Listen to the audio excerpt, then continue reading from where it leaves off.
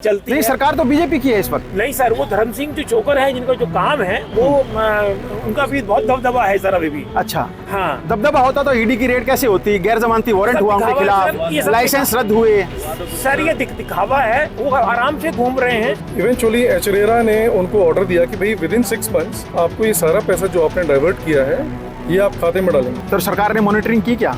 Sir monitoring नहीं, absolutely बिल्कुल। आरोपी जो हैं, जो सिकंदर सिंह छोकर हैं, जो इसके एमडी हैं, उनको हर तरह से जो है सिस्टम शह दे रहा है। सर जब मेरा ड्रॉ निकला था मैं बहुत खुश हुआ था कि कम पैसे में हमें भी घर मिल जाएगा, क्योंकि प्रधानमंत्री आवास योजना के अंतर्गत है। उसके अंदर ये होता है कि जिसके पास घर नहीं है सिर्फ उसी का ड्रॉ में नाम निकल सकता है। तो यहाँ जितने भी लोग हैं इनमें से किसी का अपने नाम पे या अपनी वाइफ के नाम पे घर नहीं होगा। मैं इस वक्त रेरा के ऑफिस में मौजूद हूँ और यहाँ पे सैकड़ों बायर्स रेरा के इस ऑफिस के बाहर प्रोटेस्ट करने में जुटे हैं कि इन्हें इंसाफ दिलाया जाए। काफ़ी बार बीते 2-3 साल से ये विभागों के चक्कर काट काट के थक चुके हैं, अधिकारियों के चक्कर लगा लगा के थक चुके हैं। अब रेरा में इनकी सुनवाई हो रही है, लेकिन इन्हें इंसाफ कब मिलेगा इसकी शायद जानकारी किसी के पास नहीं है। माहिरा होम्स के ये बायर हैं जिनके की मालिक सुरेंद्र सिंह छोकर, धर्म सिंह छोकर और उनके एक अन्य बेटे सिकंदर सिंह छोकर हैं। इनके खिलाफ बीते दिनों ईडी की रेड भी हुई थी। ईडी की रेड के बाद गैर जमानती वारंट जारी किया गया, लेकिन बिल्डर गिरफ्तार नहीं हुआ। इसको लेकर कहीं ना कहीं रोष है और रोष के बाद आज ये प्रोटेस्ट करने पहुंचे हैं रेरा के इस ऑफिस में। मेरे साथ इस एसोसिएशन के प्रेसिडेंट हैं मिस्टर कमल भारद्वाज। इनसे जानने की कोशिश करेंगे, सर क्या कुछ ये मामला है और कब से आप ये संघर्ष कर रहे हैं? सर सबसे पहले तो आपको बहुत बहुत धन्यवाद हमारे को आवाज़ देने के लिए। सर मैं माहिरा होम्स 104 का एसोसिएशन प्रेसिडेंट हूँ और हमारा प्रोजेक्ट जो है दिसंबर 2021 में लॉन्च हुआ था और आज जो है अक्टूबर 19 है। ऑलमोस्ट 2 साल हो जाएंगे हमें, लेकिन हमारे वहाँ पे एक भी ईंट नहीं रखी गई है कंस्ट्रक्शन के नाम पर। पूरा खाली मैदान है, खाली भी नहीं है, झाड़ उगे हुए हैं। ठीक है सर। और जो अलॉटीज ने जितना भी पैसा दिया था प्रोजेक्ट के लिए 25% से लेके 50% तक, जो लगभग 104 के कॉन्टेक्स्ट में 120 से लेके 140 करोड़ के आसपास है। ये सारा इन्फॉर्मेशन तो एचरेरा के पास रहता है, ये पूरा रिकॉर्ड। तो ये पूरा पैसा जिसमें से 70% हमारे कंस्ट्रक्शन पे लग रहा था, बिल्डर ने सारा का सारा डाइवर्ट कर दिया। ठीक है। डाइवर्ट करने के बाद जब ये एचरेरा की संज्ञान में आया तो उन्होंने अपनी तरफ से एक फॉरेंसिक ऑडिट लगाई और उसमें बताया कि हाँ इतना पैसा इसने यहाँ वहाँ किया। ठीक है। और इवेंचुअली एचरेरा ने उनको ऑर्डर दिया कि भाई विद इन 6 मंथ्स आपको ये सारा पैसा जो आपने डाइवर्ट किया है ये आप खाते में डालेंगे। तो ऑर्डर तो निकाल दिया, लेकिन उसकी इम्प्लीमेंटेशन एग्जीक्यूशन बिल्कुल नहीं। बिल्डर ने आज तक 1 रुपया भी जो है वो डिपॉजिट नहीं किया। नहीं, आप कमल जी शुरू से बताइए, कब आपने इन्वेस्टमेंट की थी यहाँ पे और क्या कुछ सब्ज बाग दिखाए गए थे? कब ये प्रोजेक्ट पूरे होने थे? बिल्डर की तरफ से जब आपका एग्रीमेंट हुआ होगा तब उसने क्या कुछ एग्रीमेंट में कहा था आपको?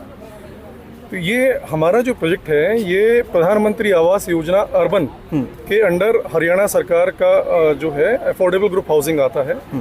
ठीक है। उसके अंडर ये लॉन्च हुआ था और हरियाणा सरकार का जो टीसीपी विभाग है, टाउन एंड कंट्री प्लानिंग, इन्हीं का पोर्टल होता है जहाँ पे ये ड्रॉ होते हैं।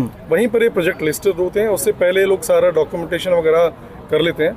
तो लोगों ने इस विश्वास पर कि ये सरकार इसमें जो है मॉनिटरिंग करेगी, सरकार देख रही है इस प्रोजेक्ट को, तो ये सेफ रहेगा। मान लो बिल्डर अगर ढीला भी है तो थोड़ा बहुत लेट हो जाएगा, लेकिन प्रोजेक्ट तो डिलीवर होगा, मिलेगा हमें। तो सरकार ने मॉनिटरिंग की क्या?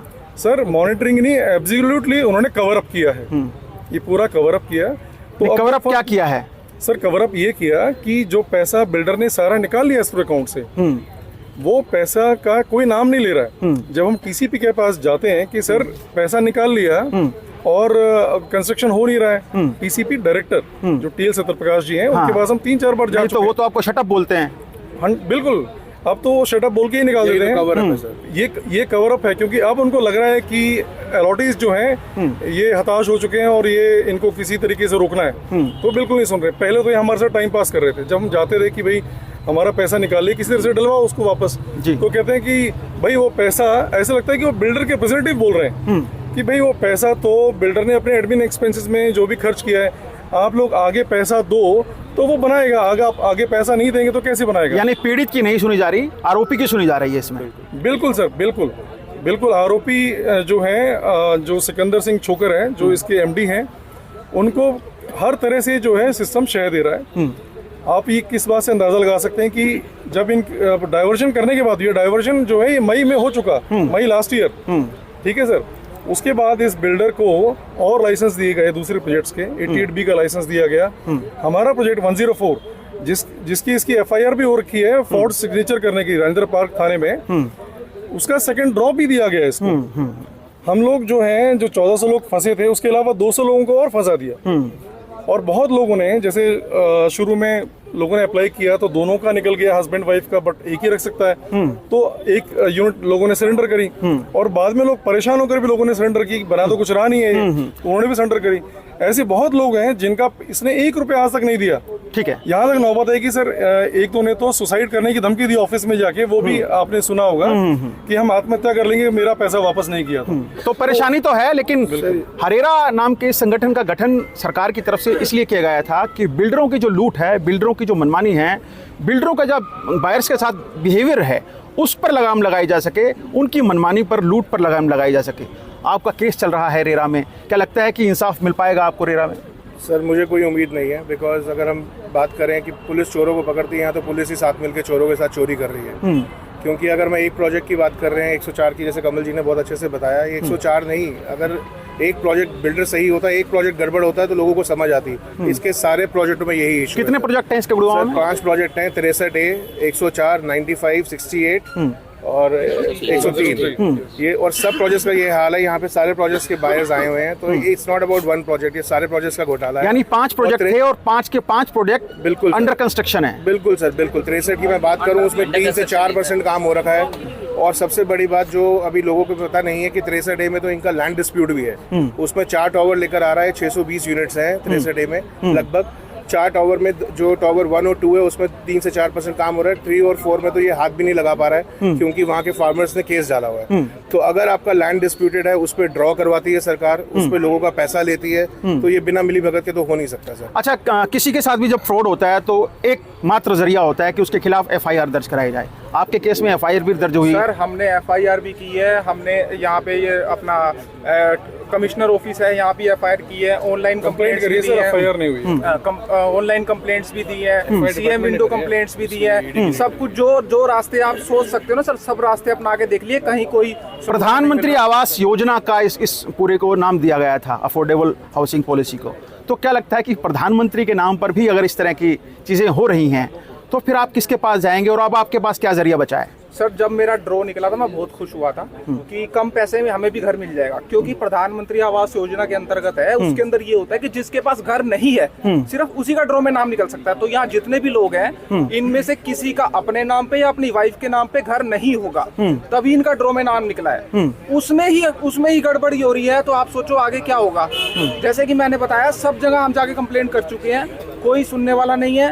ये रेरा का ऑफिस बिल्डर का ऑफिस है, ये हमारे लिए नहीं है। ना हमारे यहाँ सुनी जाती, ना कुछ यहाँ बिल्डर के साथ सेटिंग की जाती है कि आप इतना ले लो। जैसा कि सर ने बताया, हम सत्य प्रकाश जी से भी मिल के आए, TCP में भी मिल के आए, रेरा में भी मिले, कमिश्नर ऑफिस में भी गए, सब जगह गए, कोई हमारी सुनवाई नहीं हो रही। तो इस प्रोजेक्ट में कुछ ऐसे लोग भी हैं जो रिटायर हो चुके हैं, अपनी गाढ़े खून पसीने की कमाई इन्होंने इस प्रोजेक्ट में लगाई थी, ये इस उम्मीद के साथ कि नहीं इनका आशियाना मिलेगा। क्या कुछ नाम है आपका, एक बार बताएं। मेरा नाम राजीव रत्नाकर है। राजीव, क्या कहेंगे आप, किस तरह की ये पूरा प्रोसेस चल रहा है? शुरू से ही इस प्रोजेक्ट को लेकर सवाल खड़े होने शुरू हो गए थे, लेकिन सरकार को जो कदम उठाए जाने चाहिए थे, उनमें कहीं ना कहीं पूरी तरह से ढिलाई बरती गई, लापरवाही बरती गई। आधिकारिक मिलीभगत का नतीजा है कि आप आज इस पोजीशन पे खड़े हैं। बिल्कुल, हम इस पोजीशन पे खड़े हैं। जब ये प्रॉब्लम पहले शुरुआत हुई थी, इन्होंने नहीं बनाए, हम लोग जब सर्वे करते थे एरिया का, तब भी वहाँ पे मकान नहीं थे। हमने रेरा में कंप्लेंट तभी से शुरू कर दिया, लगभग 3 साल से ऊपर हो गए हैं। हमने तभी से कंप्लेंट शुरू कर दी थी। रेरा वाले बोले कि नहीं, ये बनेगा, और वो तभी नहीं बना। उनको वो सपोर्ट करते रहे, बिल्डर को सपोर्ट कराए, धर्म सिंह चोकर को सपोर्ट करते रहे, क्योंकि वो कांग्रेस के विधायक हैं, उनकी चलती नहीं, है। सरकार तो बीजेपी की है इस वक्त। नहीं सर, वो धर्म सिंह जो चोकर है, जिनका जो काम है, वो उनका भी बहुत दबदबा है सर अभी भी। अच्छा, हाँ, दबदबा होता तो ईडी की रेड कैसे होती? गैर जमानती वारंट हुआ उनके खिलाफ, लाइसेंस रद्द हुए। सर ये दिखावा है। वो आराम से घूम रहे हैं, उनको गिरफ्तार नहीं किया गया आज तक। वो आज भी फ्री होके घूम रहे हैं और उनकी सपोर्ट आज भी की जा रही है। उन पर डेट दी जा रही है। क्यों दी जा रही है?